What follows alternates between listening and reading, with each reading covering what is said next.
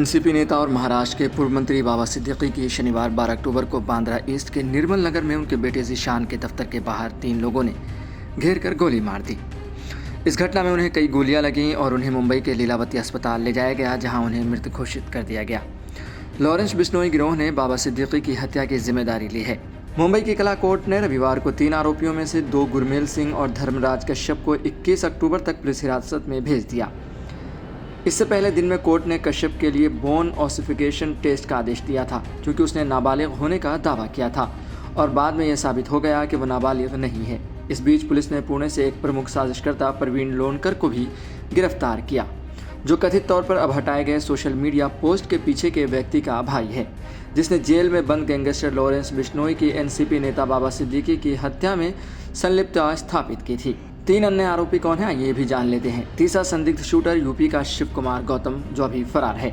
Police ने चौथे संदिग्ध पंजाब के मोहम्मद ज़ीशान अख्तर का भी नाम लिया है, जिस पर बिश्नोई गिरोह के साथ काम करने का संदेह है और माना जाता है कि उसे सिद्दीकी की हत्या का ठेका मिला था। सोशल मीडिया पोस्ट के पीछे का आदमी शुभम लोनकर, जो फिलहाल फरार है, उसने प्रवीण के साथ मिलकर गिरफ्तार किए गए 3 आरोपियों में से 2 को काम पर रखा था, जब वे पुणे में एक स्क्रैप यार्ड में काम कर रहे थे।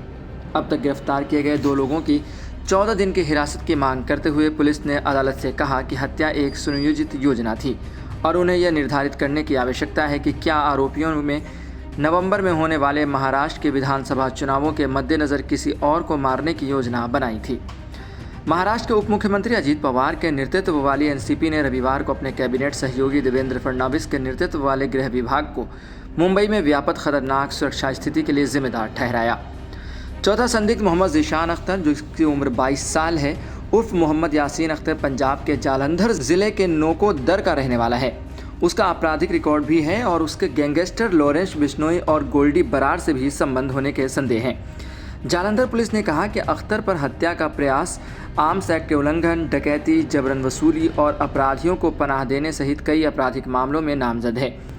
उसे जून 2022 में एक पुलिस अभियान के दौरान गिरफ्तार किया गया था, जिसके कारण बिश्नोई और एक अन्य गैंगस्टर हविंदर रिधा द्वारा समर्थित एक अंतर्राज्यीय गिरोह के 11 सदस्यों को पकड़ा गया था।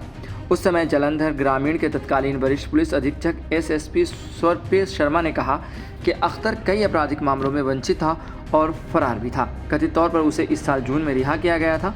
पुलिस ने कहा कि उसके रिहाई के बाद उसके ठिकाने का पता कैथल में चला, जहां उसके सिंह से मिलने का संदेह है। उसके बाद उसके मुंबई जाने का संदेह है। अख्तर का परिवार निर्माण व्यवसाय से जुड़ा हुआ है। वहीं तमाम इन लोगों पर जब रिमांड के लिए डिमांड की गई, इस दौरान उन्होंने बताया कि उन्होंने जो है पेपर स्प्रे भी रखा था, जो कि वो मिर्ची वाला पेपर स्प्रे मारना चाहते थे, लेकिन उसकी ज़रूरत ही नहीं पड़ी उन्हें, क्योंकि इन्होंने ताबड़तोड़ गोलियां चलाई, जिसके बाद बाबा सिद्दीकी की मौत हो गई। वहीं एनसीपी नेता और महाराष्ट्र के पूर्व मंत्री की मौत पर महाराष्ट्र के मुख्यमंत्री एकनाथ शिंदे ने कहा कि आरोपियों को बख्शा नहीं जाएगा, चाहे वो कोई भी हो, चाहे वो बिश्नोई गिरोह हो या कोई अंडरवर्ल्ड गिरोह। उन्होंने कहा कड़ी कार्रवाई की जाएगी। एकनाथ शिंदे ने सुझाव दिया कि जिन लोगों को धमकियां मिल रही हैं, उनकी सुरक्षा करना राज्य सरकार की जिम्मेदारी है। फिलहाल अभी रिमांड के लिए जो है 21 अक्टूबर तक भेजा गया है। उम्मीद है कि पुलिस को और कई अहम जानकारियाँ इसमें मिलेंगी और कई नई अपडेट्स सामने आएंगे और कई इसके पीछे के राज भी फाश होंगे। फिलहाल आप ऐसे ही खबरों के लिए देखते रहें सहारा समय का समय डिजिटल।